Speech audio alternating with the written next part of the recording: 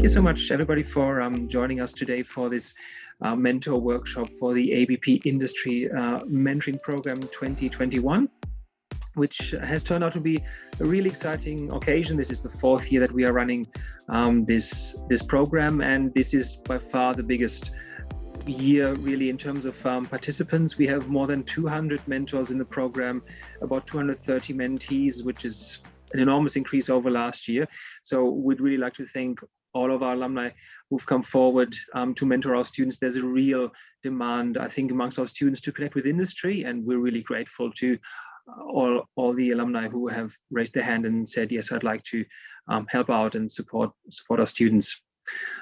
Before we begin, I would like to acknowledge the traditional owners of the land on which this meeting is taking place. And of course, that might be multiple lands given the location of all of us today. And I pay my respects to those owners, both past and present, and extend that respect to other Indigenous Australians present tonight. I will hand over to David in just a second so we can kick things off. What I might do in the meantime, just before, is to put a quick poll up there just to get an idea of how many of you have previously participated in a mentoring program. If you could let us know, that'd be really handy. Then we can read the room a little bit, the virtual room, and also know how we angle the presentation. So if you can just click on either yes or no, I'll leave it up for a few more seconds. Okay, I think everybody has clicked. And so it's almost 50-50, 53% have participated in a mentoring program, and 47% have not. So this tonight will be relevant to all of us, but it's really good to know that sort of background for us. I think with that, I will hand over to David, and we'll be sharing his presentation from my screen. David. Simon, thank you. Just as Simon is getting the presentation up, it's a real pleasure to be with you today, and thank you for attending. It's a real commitment on your behalf to make yourself available for this program. It's an outstanding program. I've had the good fortune of working with the University of Melbourne for a number of years now, and in helping them with various mentoring programs. And Simon and his team have put together a wonderful program again this year. And I think because it was so successful last year is one of the reasons why there's even a bigger uptake this year. And also, as Simon said, there's a real thirst and hunger by mentees to get support and assistance at the moment. And I'm finding that across all of the clients I work with, there's been a real surge in the need for coaching and mentoring. So as way of introduction, David Carmen's my name. I run my own business called Realize Now. And what I do for a living is executive coaching and mentoring. I work with the university, and I work with many, many large corporates and also small corporates, helping them with their internal mentoring programs. And I also mentor many, many people myself. In fact, I think I've mentored over 200 people over the last 10 years. And I've run something like 15,000 training events. Many of them have been associated with professional development and mentoring. So let's go to the next step. Thanks, Simon. So let's get started. So tonight's session, we will finish on the hour. I'm going to give a bit of a summary of what mentoring is all about, a bit of a pep talk for you really, and to help you have this program be as fruitful as possible for both the mentee and yourself. We've got Natalie Kyton here on as well, and Natalie was a mentee last year, and she's now going to be a mentor this year. And I'm going to interview Natalie in her role as a past mentee. I'll do that a little bit further down the track, and also Simon's going to give more information on the Cronus platform that you're going to be using.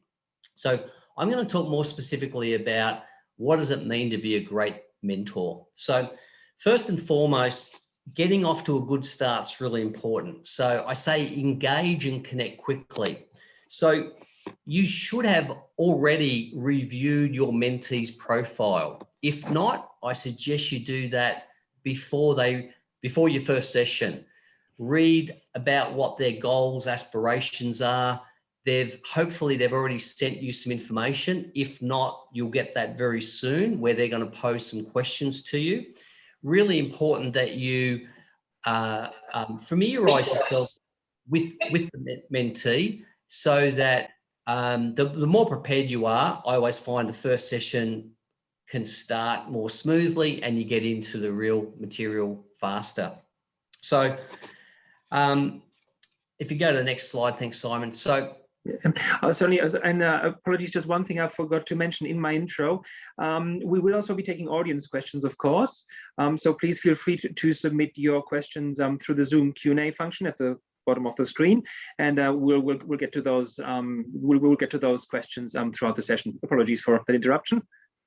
Thank you, Simon. Okay, so this year with COVID, there is the need to do online meetings.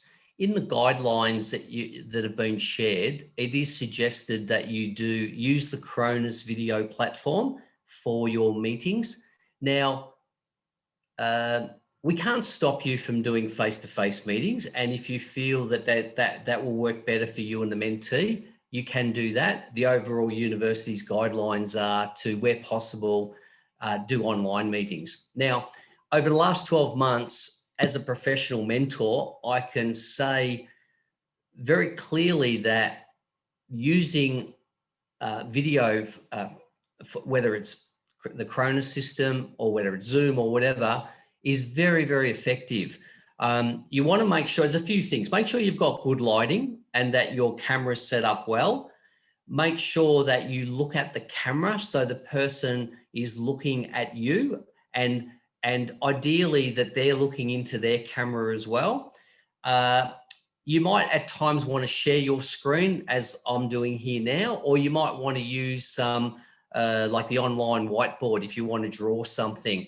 If you want to, some of you might be very visual or kinesthetic, and if you were with them face to face, you might do that. So you can use those facilities on the Cronus video platform. Okay, so next step.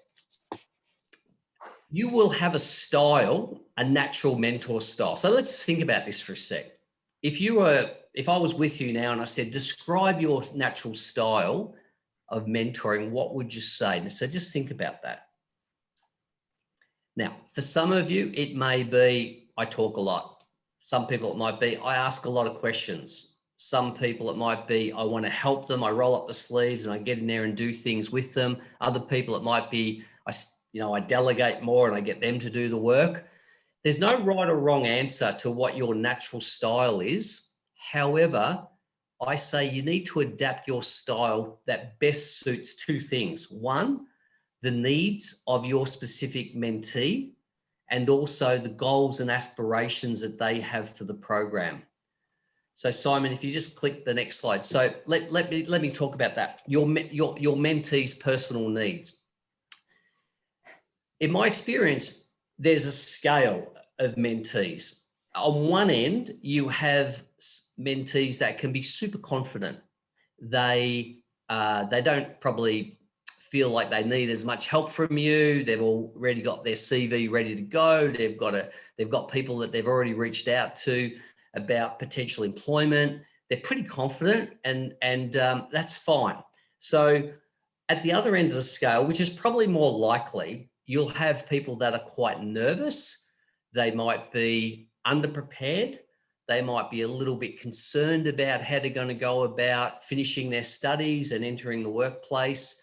And you're going to need to maybe drag those people along a little bit, or use a style which is still, it's going to be supportive and encouraging, but you might need to roll up the sleeves a little bit more and get in there with them and work it with them, so to speak. Now, so in probably over the last 6 or 7 years, I've mentored maybe 7 or 8 people across the university, and I've had a real mix. It's been a real mixed bag. So what I've learned from that directly is early on, you need to work out, well, what makes my particular mentee tick? what do they need and what style can I adopt to support them, which is, go to the next slide, Simon, which is around their goals, needs, and aspirations. Okay, so they will share with you goals and objectives they have of the program. Hopefully you already have that. If not, you should get that before the first meeting or in the first meeting. Don't be surprised if those goals and objectives change as the program goes ahead. Nearly every mentee I've had have had an idea about what they want to get from the program. And after the first meeting or two, they realize that through my knowledge or expertise, I might be able to offer them in areas they hadn't even thought of, or just by talking through things, they realize that they need to put more emphasis on certain things. So be prepared for that to change. Okay, moving right along. I say that for there to be success, the following ingredients need to exist. So this is your role. The role of a good mentor is to challenge. Okay, you challenge them. By challenging them, you'll motivate them. By motivating them, you'll inspire them. Your role is to encourage and support. Think about it. Think about people in your life, whether it be work or outside of work, that might have mentored you or coached you. And I would say that all of these elements would have existed in their approach. Or think of a leader that you've had where you've had success in your role with that leader. So again, they probably would have challenged you, they would have motivated you, they would have inspired you, they would have encouraged you. So that's a little bit of a checkpoint as you go along. But the first one is the most important. Are you challenging the mentee? Okay, next. So I say expect a lot of your mentee. Simon said earlier that they need to drive the program. They should be reaching out to you. They should be telling you what they want to get from the sessions. Be aware though that they may not know, they don't know what they don't know. So through your questioning and also from some of your suggestions, that may and very likely help them form what it is that they're going to do as part of the program. But I say from day one, challenge them and expect a lot from them and get them working early. So, and notice the word get them working. I don't say get yourself working. This program should not be a burden for you. You should not be taking on extra work. After the sessions, you shouldn't have to go away and do a whole lot of things for them. Get them doing things. And so as a way of an example, many mentees often say, oh, can you give me a little bit of an input on my CV or my LinkedIn profile? So what I will tend to do is I'll say to them, okay, let's use the LinkedIn profile as an example. I'll say, here's 3 LinkedIn profiles that I want you to read. And I might include myself and a couple other people I know. Look at those profiles, look at your own and come back to me and tell me how you think you can improve yours. So that's what I mean by getting them to do the work. Don't go in and start, documenting a whole lot of things and sending it to them and say, hey, use that. That's not your role. Your role is to have oversight as to what they're doing. And I can assure you that if you get them to do the work early, it sets the scene in terms of how you're going to work with them. And in my experience, they actually enjoy that. If you say, it doesn't matter what their name is, you say their name and you say, okay, when do you think you'll be able to get that done by? Okay, all right, well, how about you email that to me by the end of this Friday or by Wednesday next week?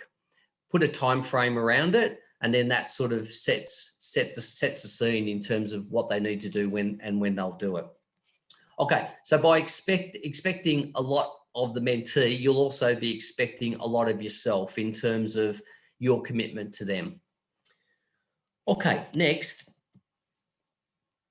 Remember, it's primarily about them, right? A good mentor, in some respects, is not the center of the program. The mentee is. You put them to the center of the program. You're coming along, hopefully, with knowledge, experience, expertise, good questions to ask them, ideas and thoughts. But don't get lost in your own stuff. share with them what's relevant to them, and also, what you think is going to be most useful and helpful for them to use. It's their program. And at the end of it, you'll be able to assess, where did you start with the program? What did they want to get out of it? And what did they get out of it, which they should tell you in the last session. And that will be your indicator to how successful the program has been. Don't be surprised if the program doesn't go quite to plan for you. In my experience, particularly with the mentees from the university, often they do take a little bit of a different direction. As a way of example, and just looping back a little bit to what I said earlier about, you might have people on the high confident, I'll call it high confidence level versus low confidence at the other end. The person with the high confidence, I will push them, I will challenge them more, expect a lot of them. The person on the low confidence side, and I had this woman who was born overseas. She came as an international student. She was super bright, super smart. She could speak 6 languages. She was way more intelligent than me. However, her confidence levels were very low. And I found that really having a conversation with her and talking about just working in Melbourne was a big thing for her. And in fact, one of the things that I did was, I said to her, would you like to come to my office and I'll introduce you to a few of my work colleagues? And she said, yeah, that'd be great, David. So I brought her into the office, and we're in Queen Street in the city with a view over the Yarra River. She came in, we're up on level 17, I think it was at the time. And I'd set it up with a couple of my work colleagues that I wanted them to spend 5 minutes with my mentee. Really, it was about getting her confident in saying hello to someone in a work context and sharing a little bit about herself.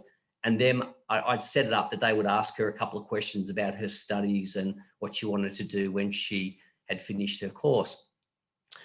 Anyway, that went extremely well. And at the end of it, she'd met a few people, and she's standing there looking out the window. And I went over to her, and she turned around, and she had a couple of tears in her eyes. And I said, are you okay? And she said, yeah, David, all good. I said, she goes, I'm just so thankful. I said, okay, what are you thankful for? She goes, I've never been to an office before. I've never been, she's actually from Bhutan. She'd never been to a high-rise building and to an office. And to go in there and meet work colleagues was just amazing for her. So I adapted my style quite a lot with her, because her needs at one level were very basic, but so critically important. And hopefully you've got the distinction there between someone, it might be about communication, it might be about, it could be about anything. Often you'll find that many of your mentees will want advice about employment. How do I get ready to be interviewed? What about my job application? What about my CV? Again, as I said earlier, adjust what it is you do and what it is you say to their starting point. If they've already got a pretty good CV, and you don't have to redo it for them. Okay, we'll go to the next slide. Thanks, Simon. So don't underestimate your impact. As I said earlier with my mentee from Bhutan, small things, a small thing to me, hey, come into the office, I'll introduce you to a few people, made a huge difference to her, big impact.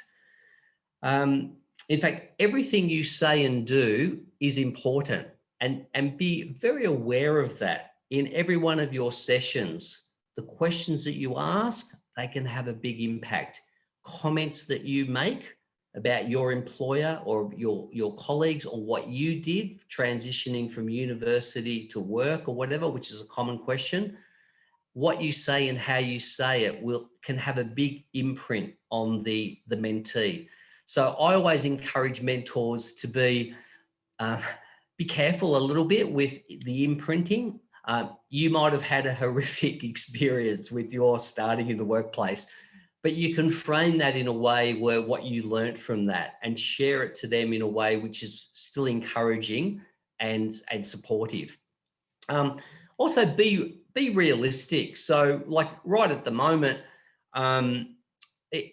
let's face it, it may not be easy for some of the students to get opportunities for for jobs or for internships. So just say it as it is. Giving examples of where you might be working now, what they do in regards to internships.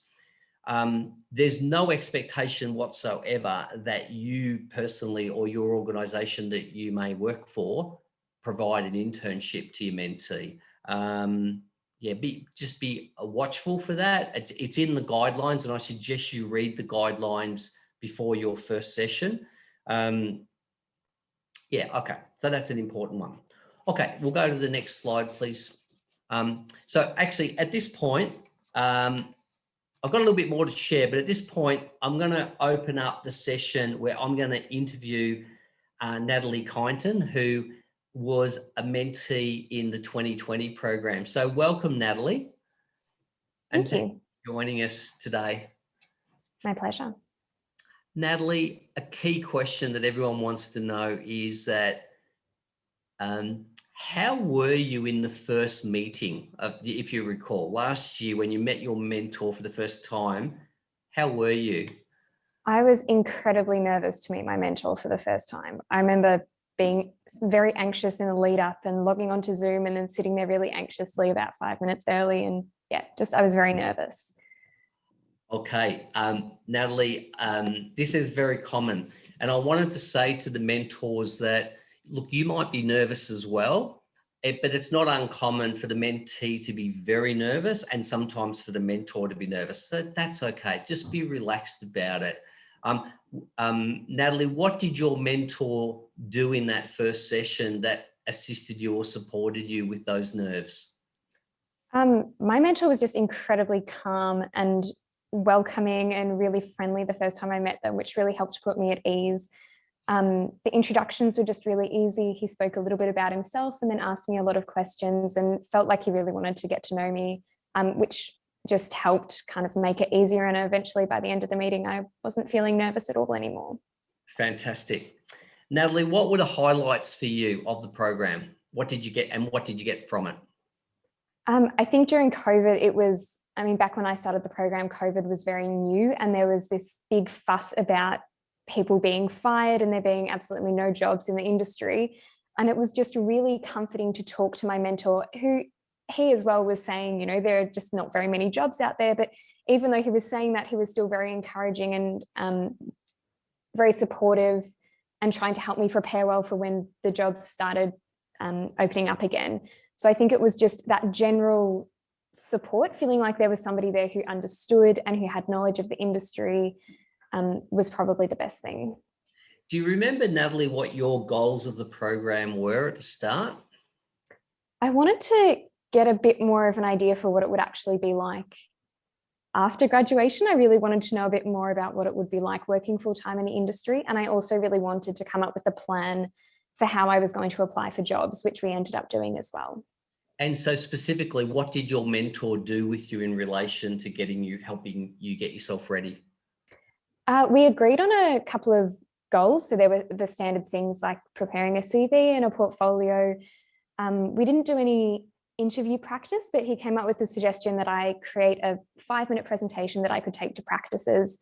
And then he helped, he let me present to him and then to his colleagues at work, which was really interesting to get their feedback as well. So it was just about coming up with these milestones for how I was going to get myself ready for applying for jobs. And then we were talking about strategies. Do you call 1,000 practices and just hand out your CV, or do you really target them and go for your top 3?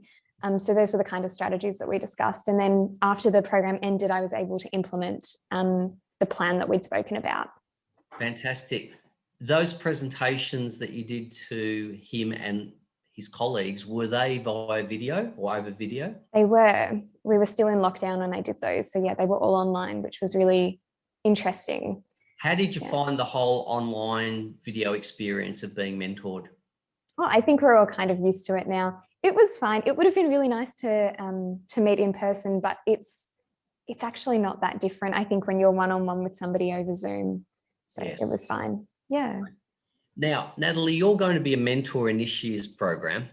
What have you learned from being a mentee that you think you'll take into being a great mentor? Oh, goodness. I think it's just generally about listening and being really supportive and being really encouraging and kind of telling it how it is, but then also, figuring out ways that you can still be supportive and inspiring, like help them feel inspired and motivated as well. All of the things that you've said. Well, okay, on that, if I put you on the spot here, there's one or two tips that you have for the room in terms of mentors for this year, what would they be? Oh, goodness.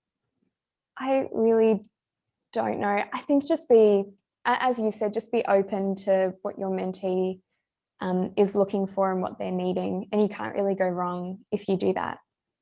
Awesome. And Natalie, thank you so much. I think a key thing that you said is just be yourself. Yeah. Yeah. And you just on that, and this is to everyone, you don't need to have all the answers. Okay. You might get asked questions that you think, I don't know. But what you may know is someone who can answer those questions, or you may ask yourself, okay, how do I get that information, and share how you'd go about it. I didn't say this earlier, but I normally do. One of the things I think I've done over the years is I've introduced my mentee to other colleagues or other coaches, maybe just for one session. I'll call a friend and I'll ask her or him, would you mind spending half an hour with my mentee and cover off these things relating to whatever the topics might be? Because I might experience them as having much more knowledge and expertise than I have in that specific area.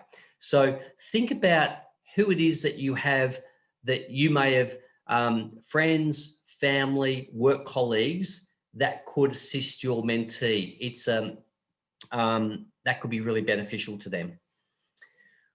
Natalie, we're going to open it up now to questions. Because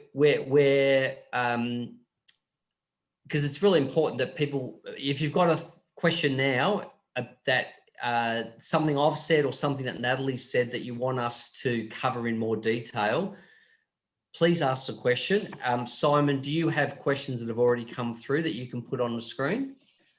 Yes, so there is one question we have received already, and this ties in, I guess, with David, what you said before about challenging your mentee, and the question is around Natalie. In what ways did your mentor challenge you? Great question. Yes. I was incredibly anxious to put together a portfolio, and I've been putting it off for, I kid you not, 3 or 4 years. It was a huge, I don't know why, but it was a huge task for me to create a portfolio. And I flagged that in the very first meeting that I had with my mentor. And I said, I've tried a couple of times to start it and I've just never been successful and I've never been happy and I've just always kind of given up. And he was really supportive, and he came back and he said, well, your task between now and our next meeting in 3 weeks' time is to just do a horrible version of your portfolio. So he came back and he said, just put everything you have down and make it really ugly. And I absolutely hated that because I'm a perfectionist. And he said, just do it, just try it. And so then I came back 3 weeks later with an absolutely awful portfolio.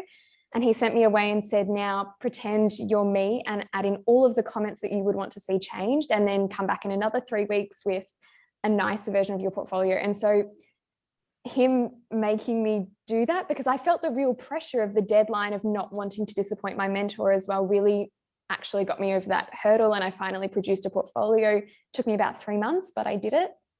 And that was a huge challenge for me. Awesome question and great response, Natalie. On the same, I want to give an answer to that as well. Another way where I've challenged mentees over the years is I ask them to send me their CV, and then instead of me correcting it, I'll pose questions to them. I'll say, okay, I've read your CV and I've read it through the following lens or eyes. And then I give them those, or maybe those questions. And then I say, given I'm reading it from that position, I want you to reread your CV and make the necessary changes. And I might give them a tip or two. So, again, it's a really good example of challenging them, and then I'll say, can you get that back to me by Wednesday next week? So there's a time frame around it. No, agree very much. Really good question. I don't have any other questions at the moment. Please do feel free to put any other questions that whenever they pop up into the Q&A field, and we'll get to them. Obviously, I think we're going fairly well, pretty good for time. Okay. Thanks, Simon. Simon, if you can just go back to the slide deck, I just want to, before I hand over to you, I just want to summarize a few things that I've said. First of all, a couple of quotes. One of the greatest values of mentors is the ability to see ahead what others cannot see and to help them navigate a course to their destination. So that's what a great mentor does. You can see things and you know things that they don't currently know. So don't underestimate that, and be ready to provide that to them. And I love this quote by John Crosby. Mentoring is a brain to pick. They will pick your brain. It's an ear to listen. We need to be good listeners. And it's a push in the right direction, which is that push that Natalie referred to, the challenge. Okay, in summary, so get ready to get off to a good start. Read the guidelines, read their profile. Remember that things will go fast, so engage with them quickly. Just on that point, in the guidelines, it says you will probably have a minimum of 3 sessions over the period of now to the end of October. You'll probably, for many of you, you'll probably have 5 or 6 sessions. I typically have a session a month. Now, there's no onus on you. If you only want to do 3, that's fine. But if you want to do 8 or 10 and meet up with them every 3 weeks, that's fine as well. Again, depending on how much availability of time you have, depending on what their aspirations and goals are and what their needs are, just you dictate terms. So I would encourage you to, as I'm talking, to think about, okay, over the next 6 months, what am I willing to give up? Is it like 6 hours? That might be 6 sessions. So then you might want to say to them up front in the first session, how about we meet, I don't know, the first Thursday of the month, and we'll do that for the next 6 months. And if you pick a time, it might be, let's meet between 4 o'clock and 5 o'clock, or 5 o'clock and 6 o'clock, and then lock it into your calendar. And then so you already have the structure in place. Okay, so then a few more things. Be prepared for the first meeting. Things will go fast, engage quickly. And then summarizing some of the other points, the online video connection, it's great. It can be very powerful. In fact, I think some of the mentoring sessions on video can be even more effective than face-to-face. So don't let that get in your way. Next, adjust your style and your approach to the specific mentee that you have. Challenge and motivate. Raise the bar. Expect more of them than they expect of yourself. And that goes back to, think of the best leader that you've ever had. They would have expected a lot of you. So you will get acknowledged for being a great mentor by them if after the program they go, you really challenged me. That was really good. Thank you so much. I learned a lot, rather than let them cruise along and you cruise along with them. Okay, and the last couple of things are, it can be a life-changing experience. I've had mentees from the university program from 6-7 years ago that still send me emails every 6 months telling me how well they're doing, and they all are doing well actually, and how they have fond memories of the program. And you don't expect to continue beyond the 6 months. It's really your call. It could be, okay, the end of the last session, I wish you well, goodbye, you know, it was great knowing you. But don't be surprised if you keep in touch this mentee might be someone who ends up working with you, for you. You might end up working for them. They might end up being your boss one day. So it's really good to have a great connection with them, and to, again, you don't need to keep in contact, but be willing that may happen. And the last thing is mentoring. It's a great privilege to be able to be in a position of teaching or sharing and guiding people. So I thank you for your generosity in actually offering yourself to be a mentor. It's a big thing that you've done, and I wish you well in that. So on that note, we stay on, because we've got some more critical information. Simon is now going to take us through the Cronus platform, which is really, really important that you use the platform to support you and the mentee through the program. So we're going to go through that for the next 10 minutes or so. Please hang around for that. And then as we're going through that, if you've got any more questions for either Natalie or myself, you can put it in the chat room, and we'll have time for that Q&A after Simon goes through the Cronus platform information. Over to you, Simon. Yep. Thank you, David. As it happens, there have actually been quite a few questions coming in the last few minutes, and given we're tracking well, so I think we might look at those quickly. One question is probably one that is fairly relevant. What happens if we don't hear from our mentee? That is something that does come up every year, and it is something that I will address once I've showed you the Cronus platform. I think that will provide a bit more background on that. So I will definitely get to that question. It's a very important one. A question for Natalie. How did you secure your first job, and how did your mentor assist in your first career role? Sure. My mentor perhaps didn't play such an active role in me getting my first job post-graduation. We did talk a lot about the best strategies for applying for jobs, and it was at the time when we were right in the middle of stage 4 lockdown, and I ended up doing a lot of little different contract jobs for a lot of different people that I'd known. I managed to get a couple of jobs with a past tutor, which was really handy, and that was kind of at my mentor's advice, who recommended that I really stay in touch with all of those past tutors that I've had and anybody that I might have met in the industry. So that was part of a networking conversation that we were having. And I was just incredibly fortunate, because I was doing some work for, as I said, a past tutor of mine. And it was actually the partner of this tutor who happened to see the work that I'd been doing for her husband. And then she called me up one day and offered me a job, which was incredibly lucky. So not perhaps such an active role in me landing my first permanent job after graduation, but I think my mentor was very encouraging of kind of taking any job that I was interested in immediately after graduation, which in the end kind of led to me getting a full-time position. That's great. Wonderful. Thank you, Natalie. The next question, I think there might be one for David. What if the mentee cannot complete the tasks within, let's say, the agreed time frame that you've set? How do you follow that kind of thing up?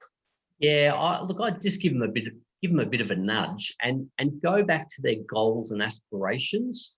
So I often say to them, if I was mentoring Natalie, I'd say, Natalie, one of the things that you said in the first session was that you were hoping to whatever. So I suggested you do this. You haven't done it. When do you think you can, are you going to do it? I think it's important. Do you think it's important? So just ask open questions back to them and link it to their goals and aspirations. Because unless something's changed, if they said it was important when you met with them, I want to know why it's no longer important.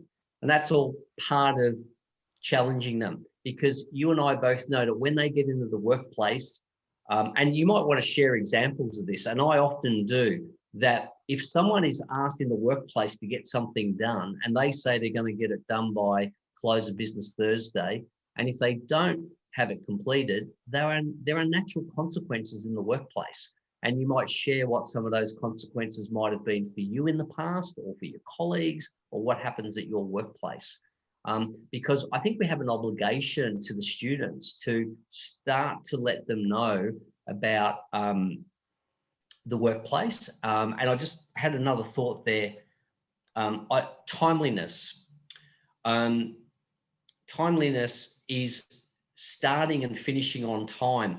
And I'm going to answer a question from Philip came in about, I seem to be a fan of video conferencing. Why? Can you give examples? And this is a good example, Philip. When you're using video conference, the meetings tend to start on time, which is somewhat different than when you're meeting people face to face, because often they've got to find the location, they've got to wait at reception, or they've got to find a meeting room, whatever. You often lose a bit of time at the start of a face-to-face meeting. Video conference, you say you're starting at 4 o'clock, you start at 4 o'clock. You say it's going to go for 45 minutes, you go for 45 minutes. And you're looking at them, they're looking at you, you're focusing on what the purpose of the meeting is. And then it's wrapped up, it's all over, they get on to do what they need to do next, and you do as well. You don't have to do anything else. It's all done there, and you've got the Cronus platform open. You can update that, you can add to your notes, etc. So I think it's efficient, and it's also that timeliness works really well on video conference. There's another one. Actually, sorry to end. Just to add one on, to one point, or to add to the point of video conferencing, to explain from the university's background as well, why we're putting quite a strong emphasis on video conferencing, even though we can obviously meet again in person, thankfully, and have been able to do so for some months by now. Of course, a lot of our international students are still stuck overseas, and to make sure that they're not being disadvantaged by us running this program, let's say just for people in Melbourne, we do have an obligation to still offer these things online. But it has also offered us the opportunity to open this program to alumni from overseas. We have people in this program from Malaysia, from Hong Kong, from London, from New York. And that's fantastic for our students to have access to that kind of knowledge and experience. So as David said, we won't control how people meet. We won't force how people meet. It is a matter to be negotiated between you and your and your mentee. There are certainly advantages to video calls on Cronus, but ultimately it is up to you and your mentor, to your mentee, to negotiate that. Thanks, Simon. Simon, there's another question from a different Philip for me. Do I have any tips for a mentee who may be very shy, i.e. questions or ways to prompt or foster communication? Great question, Philip. Yes, often that will come out when they share what their goals are. They might say, oh, look, I'm a little bit nervous or a little bit shy. And I just get them to talk about that. Why do you say that?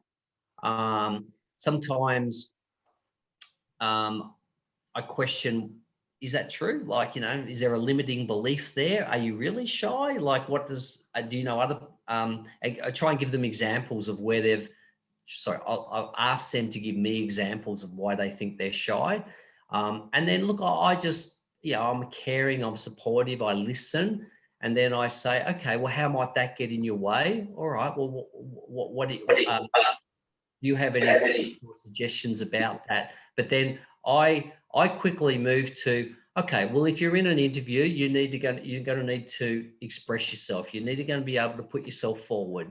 So, and then I'll offer them some coaching or advice in that area. And we might do a role play where I might ask them a question, they give me a response, and then I say to them, okay, do you feel like you were shy when you gave me that response? And they say, oh, a little bit. Okay, well, what about this? Try that. Let's do it again. So I'll coach them online.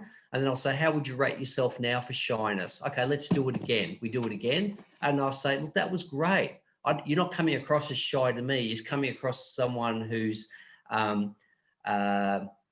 expressing themselves openly and authentically. And I think that's great what you're doing. So it's a combination of asking them questions, offering a bit of advice, and encouraging them. And yeah, it's a really good question, because don't be surprised if a number of you get that one where people take a position of being a bit nervous or shy, but it's not always true that they are shy, but it's a position that they take, and sometimes we need to nudge them a little bit to help them move from that. Okay, I'm conscious of time, and Simon, there's a couple of questions in here that you're, I think, going to cover as part of the platform, and that is, what happens if we don't hear from our mentee, and what if a mentor and a mentee don't meet each other's expectations. That can be. That's right. I'll address those. Another one is if yeah. there's any mental health issues, how would they be addressed? Yes, yeah, no, that's a very good point. Obviously, this year is hopefully less stressful for students than last year, but in general, there's definitely things that you do not need to take on, problems that your mentee might have that you do not have to solve. A fairly easy one is please don't do their assignments for them. It comes up occasionally. You don't need to do their assignments for them. Please don't. If you feel your mentee has issues that exceed the scope of the mentoring connection, if it's a mental health issue, if it's financial, if they have serious personal issues, do not feel obliged in any way to solve these. During the conversation, maybe say something, I'm sorry to hear that. I think the university is able to help with those. Feel free to direct them to the ABP mentoring team. They have our contact details. We can direct them to the various services that the university provides for people, for students that are in serious, that face serious problems. And equally, excuse me, please be in touch at any stage with me. If you have any concerns regarding your mentee, please simply be in touch, and keep in mind you do not have to take on problems that are too big, that exceed the scale or the scope of this program. Please be in touch with us. Direct your mentee to the university services at hand. I will send around an email tomorrow with a recording of the session, and I will include in that email a list of the services we offer to students in case you want to have that at hand and just flick that to them. So Simon, if after the first meeting the mentor thinks, "Oh, I don't think I'm very well matched to this person," what would you encourage them to do? Please again Natalie, yep. Oh, sorry, I just wanted to jump in here because when I first was assigned my mentor, I went, oh, hang on, this is somebody who has 40 years experience. That's not really what I'm looking for. But I think every mentor has something to offer to their mentee. And so I don't think, I mean, maybe it works the other way, but I don't think as a mentee after those first couple of meetings, you ever feel like they're not meeting expectations. Just because mentors will always have something to offer. It might not be exactly what they were expecting, but it will still be really valuable. I think that's a really good point, and we have pointed it out to our mentees. We have told them, look, we have matched you with your mentor based on various criteria, and we can't offer everyone their perfect mentor. It's just not possible. But please be mindful that your mentor will have experience that you do not have, and you will benefit from that experience, even if they don't match exactly your ideal mentor profile. You will still gain a lot out of that experience. So please be open-minded. And as Natalie says, I think we do expect our mentees to be flexible. So don't worry too much about not meeting mentee expectations. David, there's a few more questions around here on how to respond to certain mentee questions. I'm looking at the time. Simon, how about I answer some of them, and just as I'm doing that, you can bring up the Cronus screen. Yep, perfect. That sounds good. I'll just stop screen sharing and you can address the questions. Okay, Yep, sounds good. So there's a note here. I'll read out the questions. One of the common questions that a mentee asks is how to find a job in the current situation. What is your advice on this? Okay, well, I'll just be honest and direct. Look, it's never been easy for the last 30, 40 years, a transition from university to the workplace. 2021 is not that much different to 2015, 2010, 2005, 1997. Like you need to do the work, you need to meet people, you need to put yourself forward, you need to apply for jobs, you need to attend the interviews, you need to get feedback, you need to improve, you need to update your CV, you need to make sure your you have a LinkedIn profile, you need to be going to events, you need to send your CV out to as many people as possible. And you might want to share your own stories for yourself or people that you know that have applied for 100 jobs and they've only got 2 interviews and they didn't get responses. Well, hey, that's what happens in the world. And why are you any different? So try and normalize it, like without scaring them off. but I don't know too many people who just walked into their first job on big money and said, you know, here's your perfect job. It doesn't happen in my experience, or very rarely. So sometimes we're better off just being honest with that. And something that Natalie's mentor said to her is, don't be picky with your first job or whatever. Is often something I say. You know, get into the workplace, because once you get experience, then you've got more choice and more options. So anyway, there are a few tips from me, but just ask your colleagues as well, or friends that you know, how they would respond to that, and just add that to the mix. Another question is, in the case the mentee has doubts about their career prospects, not wanting to pursue a career they've majored in, or wanting to deviate from that field, how would you approach giving advice? Great question. Yeah, look, that's a really deep one, actually. So why did you do those studies? What do you enjoy about those studies? Where do you see that taking you? What's the upside of that? And if they say, oh, I'm not sure about that, why do you say that? Would it be helpful to talk to people? Have you explored that? You know, if they're making decisions based on just feelings, that there's no, they haven't tested the waters, I would test them with their thinking on it. And it could be, and it's not uncommon, it could be that something that they've now studied and they've realized, I don't want to do that. So I actually think it's better off being direct and say, well, make sure you explore it. No use wasting 2 or 3 years of your studies, but what would you do? Okay, let's say you stop your studies, or you're not going to pursue that career. What would you do? And then what are your options? What are your possibilities? And get them thinking about other options. So your role is not necessarily to give them the answers, but it's to give them the questions so they can process and think it through for themselves. Only they, at the end of the day, they're responsible for themselves and making decisions on what they end up pursuing or not pursuing. Okay. Last question from Yash. Can you give examples of helping people overcome language and cultural barriers between mentor-mentee? That's a long answer to a short question.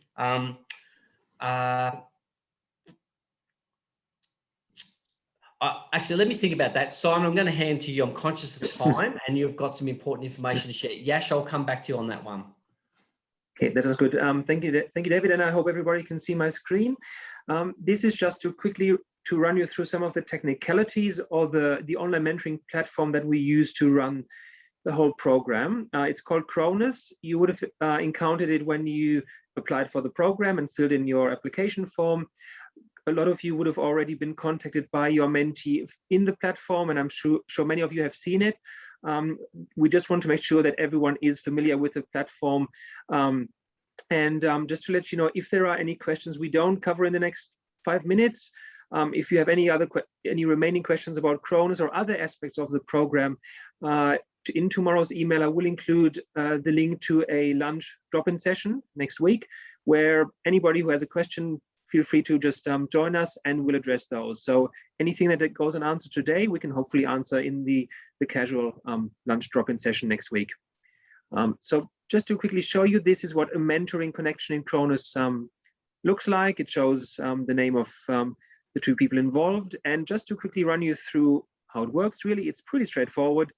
You've got 3 tabs here. One is messages, and that is really where you and your mentee can write each other messages. It's pretty as straightforward as that. And this is, of course, after you have logged into Cronus.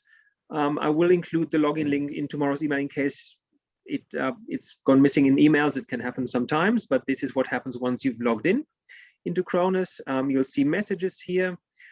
This is particularly important for mentees, because this is where they can arrange the meetings with you. And when you click on, you can do that as well if you want to. Again, the mentee is supposed to drive the whole thing, but if you want to reach out to your mentee, again, we won't stop you. Please feel free to do so at any stage. And from here, it's pretty straightforward. You put in the meeting title, description, the date. You'll see that the Zoom video call has been grayed out here. Cronus has its own video call platform.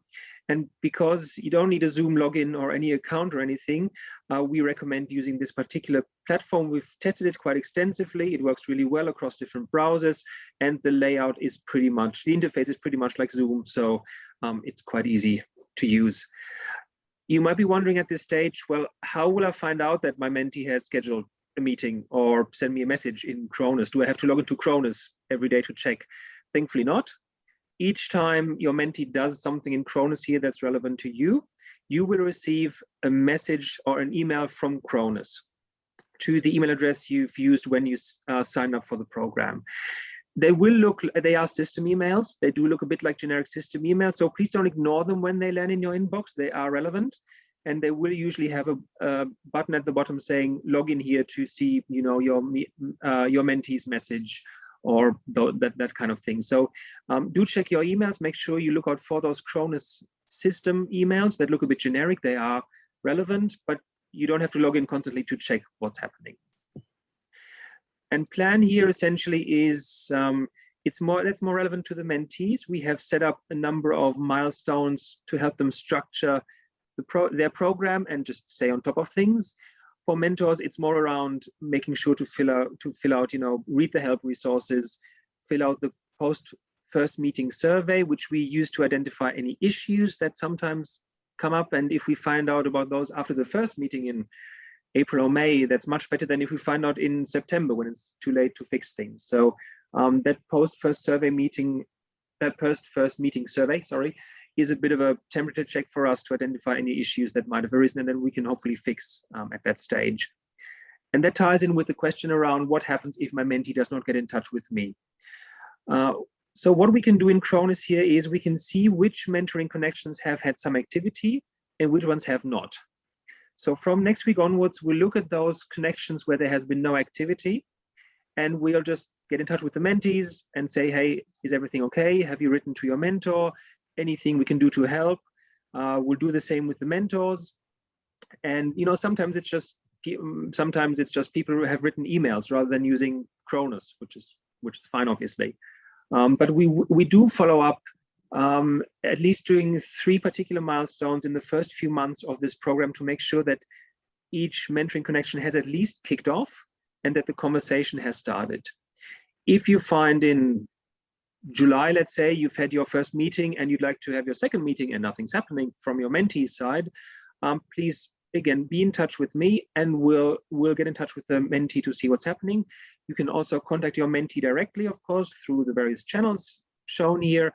But again, be in touch whenever you see any issues, absolutely. And the last thing is are the help resources. They're further down here. There's a whole stack more of them on the left-hand side here on the help resources. We've put the most important ones for mentors together here. There's a few very short FAQ videos here starring our own David Carmen, if I recall correctly. Wrapping up your mentoring relationship, just what do you do at the end of the relationship? It can go on if you want to. For example, it's quite common for mentoring relationships to continue after the program formally closes. TED Talk, how to have a good conversation.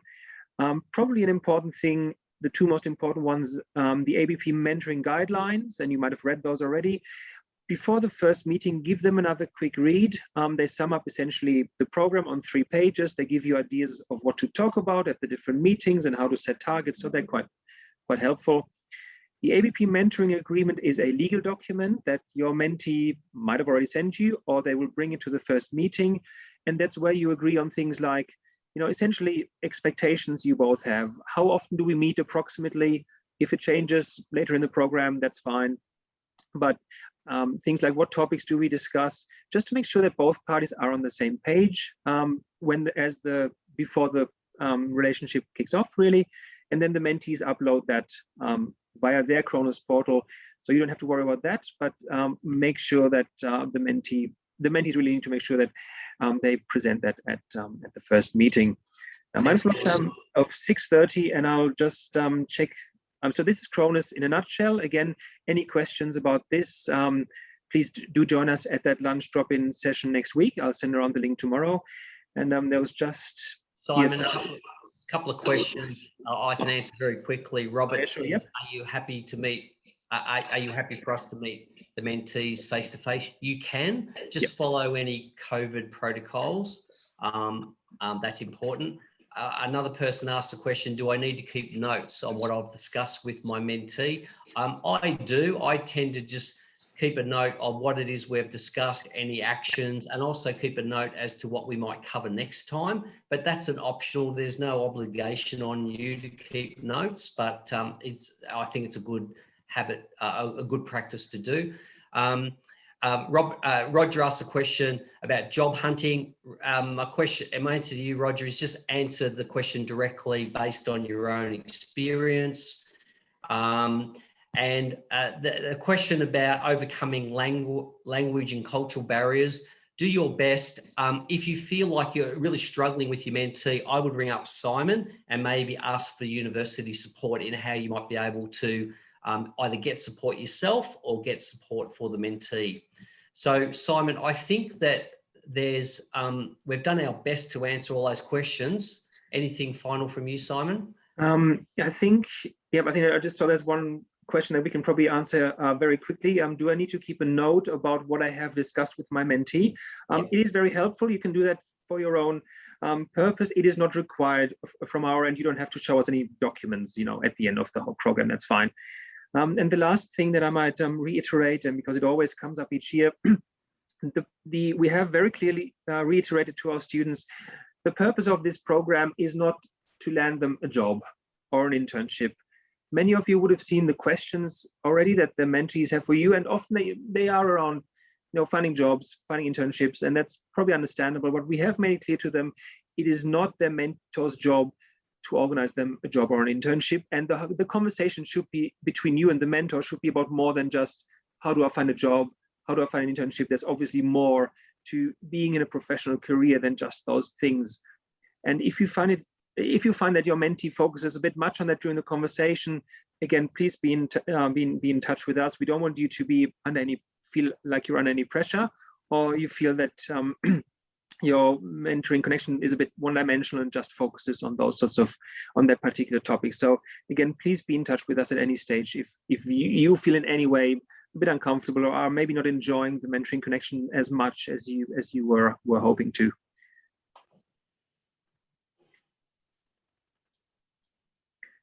I think that's all the open questions as far as I can tell. So 6:33, I think I might hand over to David for the last bit. Okay, so thank you everyone again for attending. A big thank you to Natalie. We really appreciate you giving up your time, Natalie, and fantastic to hear your own experiences and for you to answer the questions directly. So thank you. Simon, it's a real, as I said earlier, it's a great privilege to be a mentor. I wish everyone well on the program. And there's support and assistance and guidance that can be provided to you if you need it. So feel free to reach out. And on that note, I'm going to wish you all well. And thank you for having me, Simon. And back to you to close things. Wonderful. Thank you very much. And thank you to you, Natalie, for making yourself available tonight. That was really insightful. David, again, wonderful presentation, like as every year, as each year. So. And thank you to everyone who joined us tonight, to everyone who's with us in the program. I hope tonight was helpful. And again, we'll send around the recording of the session tomorrow. If you would like to review, there will be another drop-in session next week. And again, any issues, any problems, please be in touch through Cronus, the messaging service with me, or via email. Please do not hesitate to be in touch with us. Thank you all, and enjoy the evening. Thank you. See you.